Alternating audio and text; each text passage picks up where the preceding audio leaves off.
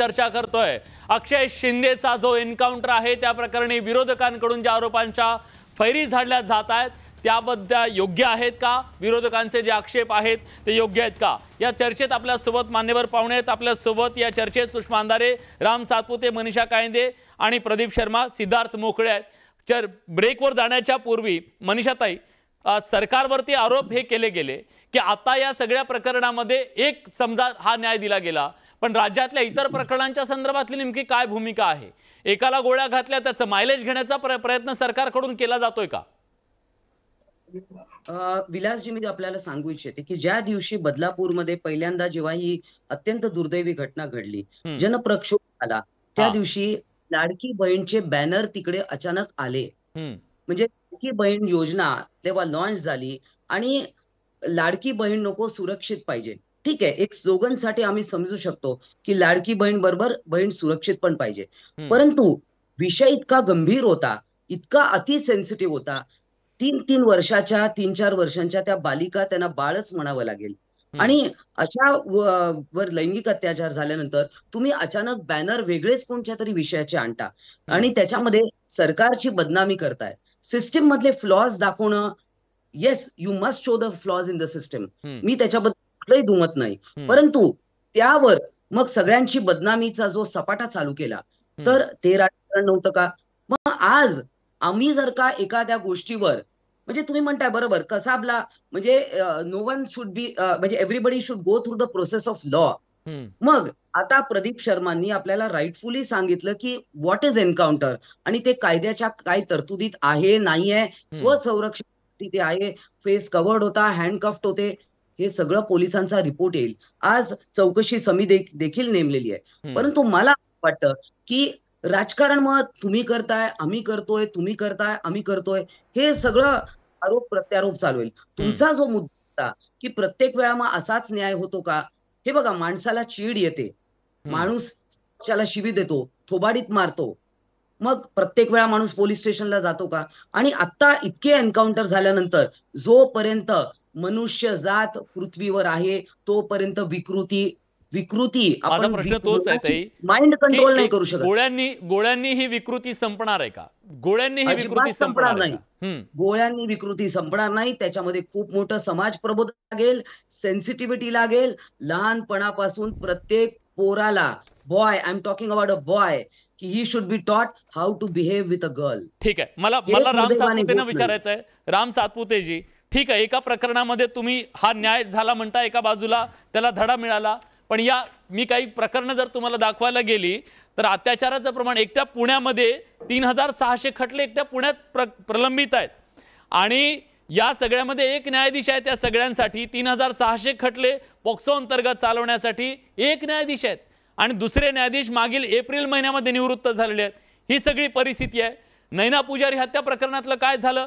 ज्योती कुमारी, कितीतरी असे प्रकरण आहेत, त्या खटल्यांचं काय होणार आहे?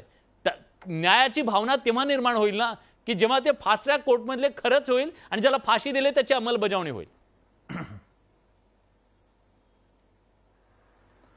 सर्वात महत्वाची गोष्ट आहे की सिद्धार्थजी जसं म्हटले की न्याय व्यवस्थेमध्ये नॅचरल लॉ व्हायला, नॅचरल पद्धतीने एखाद्यासोबत जस्टिस झाला पाहिजे, परंतु जर अशा पद्धतीने जर पोलिसांची हत्या करायला उठलेल्या आरोपीने जर रिव्हॉल्वर हिसकावून जर अशा पद्धतीचं हे जर करायचं असेल, हल्ला करत असेल, तर पोलिसांना सुद्धा अधिकार आहे। आपला जो मुद्दा विलासजी की अशा पद्धतीने इतके खटले पेंडिंग आहेत किंवा हे थ्रूआउट कंट्रीमध्ये सगळीकडेच आहे की आपला इतका मोठा देश आहे, इतके मोठं डेन्स पॉप्युलेशन आपल्या देशामध्ये, त्याची संख्या वाढवली पाहिजे। तुमच्या मताशी मी सहमत आहे की न्यायाधीशांची संख्या वाढवली पाहिजे, हे सगळं झालं पाहिजे, परंतु दुर्दैवानं म्हणावं लागेल की अशा पद्धतीने आता मनीषाताईने सांगितल्याप्रमाणे की एखादी घटना घडली म्हणजे गावाकडे एखादं म्हणतो आपण की एखादी घटना घडल्यानंतर काही लोक त्या ठिकाणी सांत्वन करायला जातात किंवा हे करायला जातात, परंतु आजचे जे विरोधक आहेत राज्यातले सरकारचे,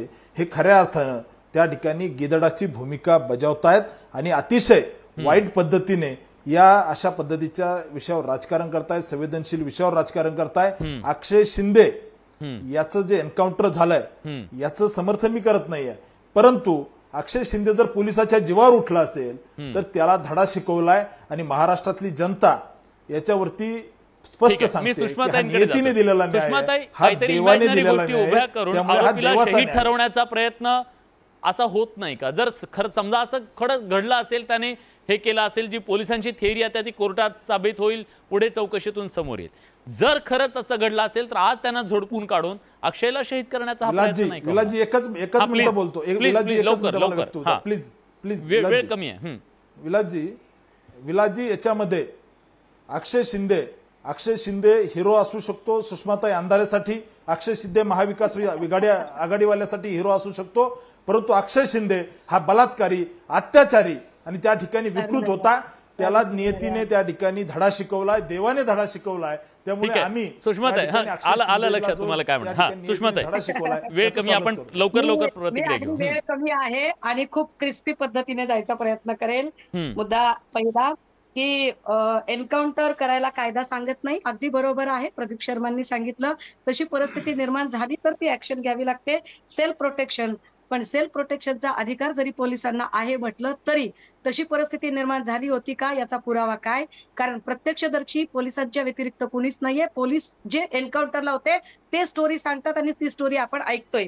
मुद्दा क्रमांक 2, इतक्या संवेदनशील विषयावर जर फार जसं मनीषाताई म्हणाल्या फार संवेदनशील विषय ब्ला ब्ला ब्ला ब्ला चिमुरडी वगैरे, मग 7 तास म्हात्रेवरती त्यांनी चिमुरडी शब्द वापरला तर चालतो. अरे यार बोलल्या यामध्ये, यांना मॅनर्स शिकवा कुणीतरी.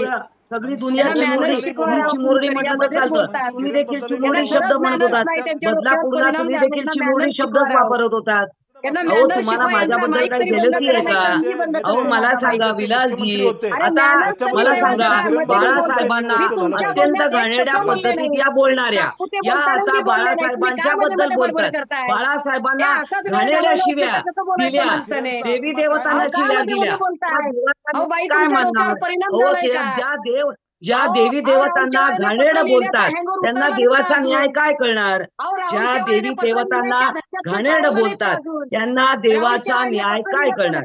जे देवच मानत नाहीत, जे देवच मानत नाहीत, जे देवच मानत नाहीत, जे देवच मानत नाहीत, देवी देवतांना ऐका ना, दोघी महत्वाच्या नीती आहेत महाराष्ट्रातल्या. महाराष्ट्रात तुम्हाला ऐकतोय, वैयक्तिक नको जायला मला. प्लीज ताई मी त्यांना प्रश्न विचारलाय ना, मी उत्तर घेतो ना तुमच्याकडून, मी उत्तर घेतो. मनीषाताई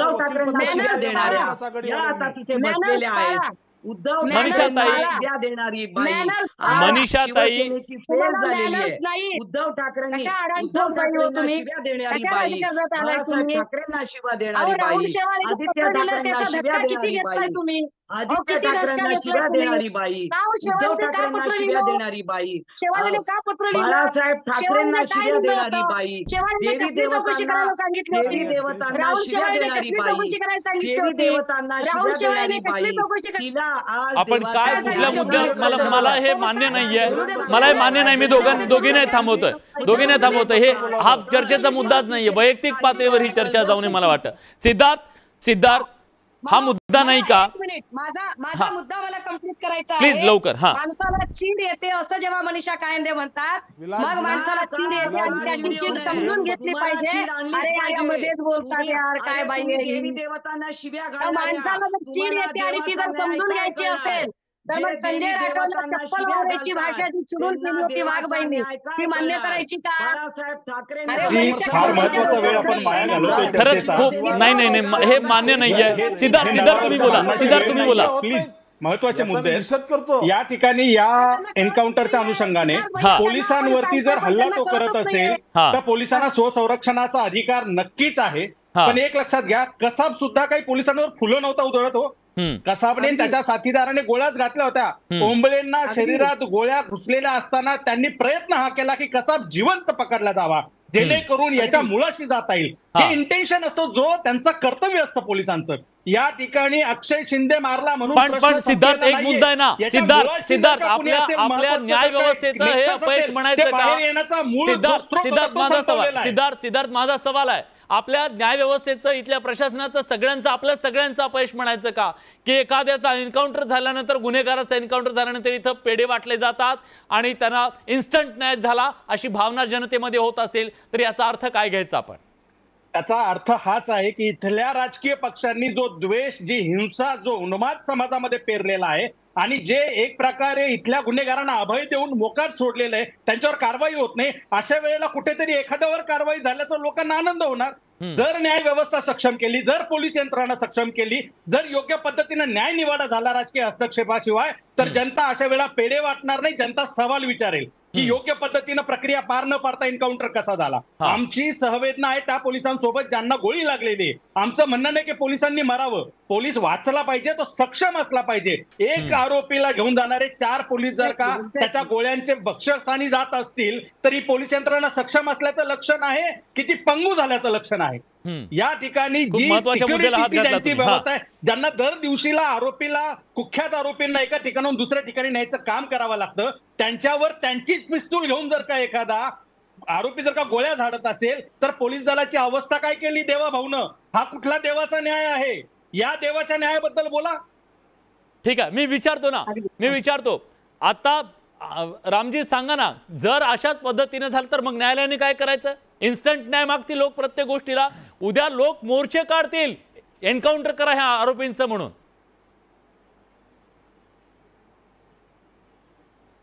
सर्वात महत्वाची गोष्ट आहे, पोलिसांवरती हल्ला झाला, पोलीस त्या ठिकाणी, पोलिसांना गोळी लागली आणि ज्या ठिकाणी पोलीस स्वतःच्या संरक्षणासाठी, विलासजी तुम्ही ग्रामीण भागातून आहे, मी ग्रामीण भागातून आहे, एखाद्या वेळेस जर आपण विहिरीत आपल्याला पोहायला येत नसेल आणि जर आपण पडलो तर स्वतःचा जीव वाचवायला आपण त्या ठिकाणी कशा पद्धतीने आपण कासावीस होतो याचे अनेक अनुभव आपण सगळे घेतो. परंतु पोलिसावरती समोर मरण आहे, समोरच्याच्या हातात पिस्टन आहे, त्यावेळेस पोलिसांना स्वतःचा जीव वाचवण्यासाठी, आत्मरक्षणासाठी त्या ठिकाणी अधिकार आहे. हे कायद्याने सांगितलंय, आता यांनी सांगितलं. आणि सगळ्यात महत्वाची गोष्ट आम्ही म्हणतोय, नियतीने न्याय केला, देवाने न्याय केला. ठीक आहे सुषमाताई, मला एक प्रश्न तुम्हाला सुद्धा, आदित्य ठाकरे जेव्हा म्हणतात फाशी द्या तर चौकात द्या, चौकात द्या फाशी द्यायची अशी कुठली भारतीय राज्यघटने कुठे असं लिहिलेलं नियम आहे का? चौकात फाशी द्या ही काय? मग ते पण लोकांसारखंच झालं ना, इन्स्टंट न्याय. प्लीज. मगाशी जे काही सांत्वन भेटीबद्दल बोललं गेलं की पोलिसांची कुणाला भेटच घ्यायचं सुचलं नाही, या पोलिसांची काळजी कधीपासून सत्ताधाऱ्यांना वाटायला लागली? पुण्यामध्ये कोयता गँगने अक्षरशः हायदोस घातला. या कोयता गँगने पुण्यातल्या पोलिसावर वार केला, तर त्या पोलिसाला भेटायला किती लोक गेले बरं सत्ताधाऱ्यांमधले? दुसरी महत्वाची गोष्ट अशी की सांत्वन भेटीचं जर बोलत असाल तर पुण्यात गँगवॉर मध्ये एक जण मरण पावला आणि गँगवॉर मध्ये मरण पावल्या गुंडाच्या घरी सांत्वन भेट करायला सत्ताधाऱ्यांचे आमदार नितेश राणे गेले. त्यांनी पोलिसांच्या सन्मानाबद्दल न बोललेलं बरं. आणि महत्वाची गोष्ट की पोलिसांची जर तुम्हाला एवढी म्हणजे काय चीड यायला पाहिजे, आता जर चीड येणं जर इतकं स्वाभाविक वाटत असेल तर मग संजय राठोडांना चपलाने मारायची भाषा जी चीड येऊन केली ती आजही मान्य करता का? ठीक आहे. आणि जर देवाचा न्याय आणि नैसर्गिक न्याय म्हणत असाल तर ब्रिजभूषण सिंग आणि राहुल सांगितलं पाहिजे. आरोप प्रत्यारोप होत राहतील, पण एक मात्र आहे, इथल्या सामान्य माणसाच्या मनात न्यायाची भावना येणं गरजेचं आहे, त्याला वाटणं गरजेचं आहे की इथं आपल्याला न्याय व्यवस्थेतूनच मिळेल. एखाद्या एन्काउंटरच्या माध्यमातून जर त्याला न्याय झाला असं वाटत असेल तर लोकशाही म्हणून आपल्या सगळ्यांचं हे अपयश आहे, हे निर्वाद सत्य आहे.